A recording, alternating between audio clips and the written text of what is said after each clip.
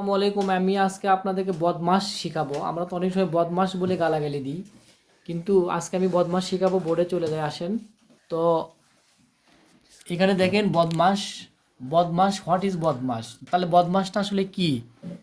বদমাশ তো আমরা বলি, তাই না? বদমাশটা কি সেটা আমি আপনাদেরকে বুঝাবো। বদমাশ, বদমাশটা দেখেন, সুন্দরভাবে বুঝতে পারবেন পরে।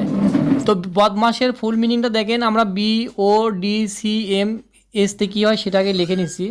বিতে ব্রাকেটস, ব্রাকেটস মানে বন্ধনী। সেই বন্ধনী হতে পারে প্রথম ব্রাকেট, দ্বিতীয় ব্রাকেট, তৃতীয় ব্রাকেট। ওতে অফ, অফ মানে এর, এর যদি কোনো সরলের ভিতরে এর থাকে তাহলে সে এর কাজ করতে হয়। ডিতে ডিভিশন, ডিভিশন মানে ভাগ, তারপরে ভাগের কাজ করতে হয়। তারপর মাল্টিপ্লেকশন মানে গুণের কাজ করতে হয়, এটা সি হবে। মাল্টিপ্লেকশন এটা সি হবে।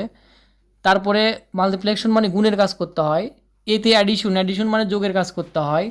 তারপরে এসতে সাবস্ট্রাকশন, সাবস্ট্রাকশন মানে বিয়োগ, বিয়োগের কাজ করতে হয়। তো যাই হোক, প্রথমে আমাদের কোনো সরল অঙ্কের ভিতরে যদি ব্র্যাকেট থাকে তাহলে ব্র্যাকেটের কাজটা আগে করতে হয়, প্রথম বন্ধনী।